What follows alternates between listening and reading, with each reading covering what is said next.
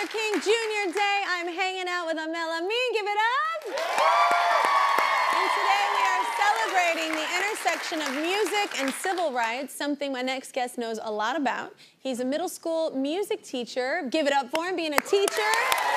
And 59 years ago, music put him at the center of the Selma to Montgomery marches, a landmark event in the fight for civil rights. He rubbed shoulders with everyone from Ralph Abernathy to Stokely Carmichael. He even personally drove Dr. King, which would have terrified me. Folks, this, this is an important person. Folks, this man has an incredible story to share. So he is what we call best in class.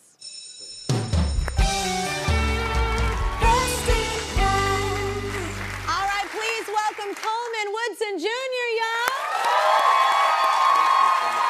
Lovely to have you on the show. Meet him now. Yeah. So how long, thank you for being a teacher, first of all. How long have you been teaching? I've been teaching about 25 years now. I've always wanted to be a music teacher.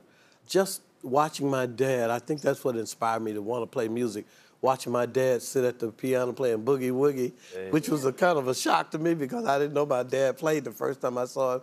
It was just a shock to see him playing. Yeah. And that inspired me to want to play music. I started playing music when I was 12 years old. I had the trumpet. Yeah. And I graduated from the trumpet in high school. When I got to college, I had a love for the saxophone. Oh, I love the saxophone. The saxophone really had so the sexy, beautiful y'all. sound. Yes. And it drew me to itself. So that's when I started playing the saxophone. I think if any instrument you could call a vocalist, it's a saxophone. It sings so beautifully. I love the sax. It's really inspiring. Yeah. So describe growing up in Selma.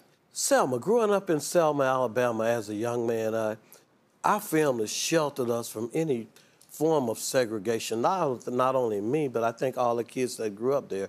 I grew up on the street, a main thoroughfare in Selma, where everything was behind me was all white. I mean, all the houses, I grew up pushing my little go-karts with white kids, but everything on the other side of the street was totally all black.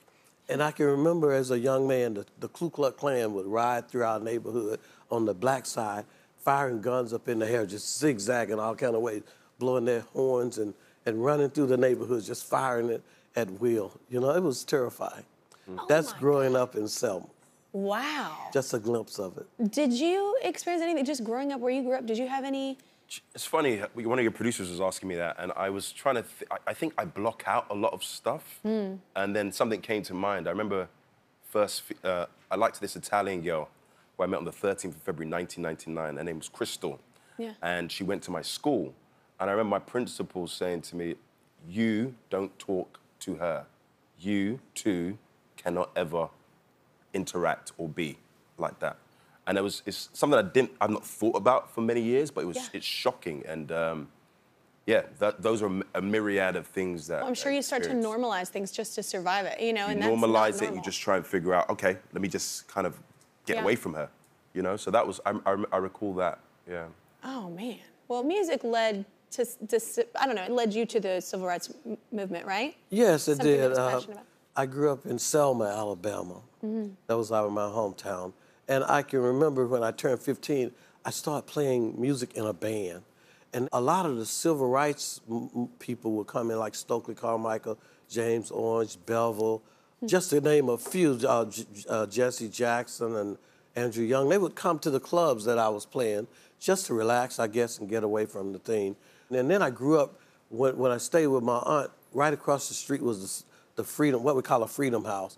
And so I used to go over and visit them, the same people I just mentioned, all the time. So in their recruitment of putting things together for the civil rights movement and plans, they had the Dallas County Youth League where they organized the students there. They saw me driving. I had my driver's license at 16 and driving my car. They asked me would I join the carpool or the transportation sections. So I got to drive dignitaries in the movement from one location to the next, just get in the car. And one experience driving Dr. Martin Luther King from, I think from Selma to Montgomery.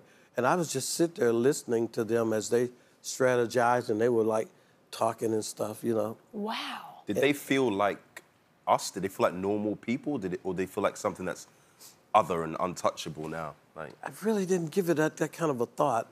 I was really just trying to drive them where they needed to go. You're like, I really just don't Rick. Just drive them where they go. And they were strategizing and trying to formulate their next move on certain things. So that really was good. do you have pictures of you and them? No, I don't. I don't. And not only that, I really didn't tell a lot of people that. I just began to tell people when some of the people that were important would bring that up to me. You used to drive Dr. Martin Luther King around and other dignitaries, the journalists. You know what, though? Your person is probably why they loved it, too, because you weren't the person that felt like you needed to say everything. You were just a listener and doing what you were asked, and that's like a beautiful spirit to have around, Thank you. Almost 60 years ago, he marched shoulder to shoulder with civil rights leaders from Selma to Montgomery. Among the lasting images, y'all, were those from the Bloody Sunday March across the Edmund Pettus Bridge. Were you there that day? I did not march in that, the Bloody Sunday March. I regret it to this day, but my parents, they were really, really frightened about that. There were so many innuendos going down about what was going to happen that I just had to obey my parents on that. And it turns out they were right. That ended up being... They were really right. But I vowed at that moment that every other thing that was possible for me to make I would participate in that. Yeah. So, you want to be respectful to your parents, but also if your heart tells you to do something that you feel is right. Yeah. Music was a big part of that march, right? Oh, man, music was a big part of the whole civil rights movement. We used to have what we call mass meetings, and the mass meetings were where the music inspired people to go out and practically risk your neck because things were dangerous. There were several marches going on. We marched during the daytime to several locations, going to the courthouse to try to get a permission to march, which we were most of the time denied. A lot of time we would still go march. They march us straight to jail. Wow. We might stay in jail 2 or 3 days. They would have you try and do it the right way, and they still find a way. So many ways, but the music was such inspiring. Songs like "Ain't Gonna Let Nobody Turn Me Around," so like this. Ain't gonna let nobody turn me around, turn me around, turn me around. Ain't gonna let nobody turn me around. Keep on a-walking, keep on a-talking, marching up to freedom land. You felt like you could just walk through a fake glass window. you felt it was so inspiring. Songs like "This Little Light of Mine," "This Little Light of Mine," "This Little Light of Mine, I'm gonna let it shine." Yeah. This little light of mine, I'm gonna let it shine. This little light of mine, I'm gonna let it shine. Let it shine, let it shine, let it shine. So those things are really inspiring. Thank you. So those kind of things there really lifted your spirit and gave you the courage to face all of these adversities that were coming about, you know. Yeah. Oh, music is powerful, man. Yes, it is. Yeah. I have a question. Yeah, go ahead, You drove King and all these great figures. What do you think they would think about where we are now in history? I think basically where we are now, it scares me. It really scares me. There's so much going on to negate the civil rights movement, all the things that we accomplished during that movement. Yeah. Now they're trying to dissolve all of those things. Really, really. Almost like reverse. Like it's like sometimes you feel like you're going in reverse. Affirmative action is going away. They're trying to limit people from voting. It's really sad and scary to me. Yeah, it's going to come down to us. It's going to come down to the people. Yes. Normal people doing exceptional things. Yes, That's what it is. And there are so many people doing exceptional things. We just need those people in the spotlight, which is what we try and do here. And I think what a lot of people are trying to do is just got to listen to those people as well. Well, what is your message to your students? Like, you've had such a beautiful, well-lived life. You've seen so much. Like, what's your message to them? My message to them, I just try to instill in them, basically, since I'm a music teacher, to learn the basic fundamentals of music and to have some creative loneliness. That's what I try to tell them. You don't learn music all at once. You learn one fundamental, then another fundamental, and it becomes easier as you go. But I try not to just teach music. I try to instill in them discipline, good character. You know, good character. those are the things that are important. I tell them to follow the rules of life. I know that sometimes rules get broken when you're trying to go your own way, but still stay in a framework of just stay on the path of righteousness, and you can't go wrong. Yeah, absolutely.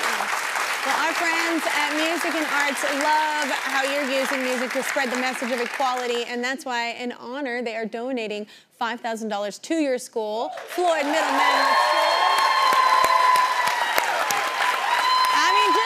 Just keep being you. You know, I think the best teachers are the ones who actually, they don't need to verbatim give you the lesson. They walk that walk and they teach you by example. That's the best kind of teacher I think that you can be, and that's who you are. So thank you so much. Thank you. We need teachers like you.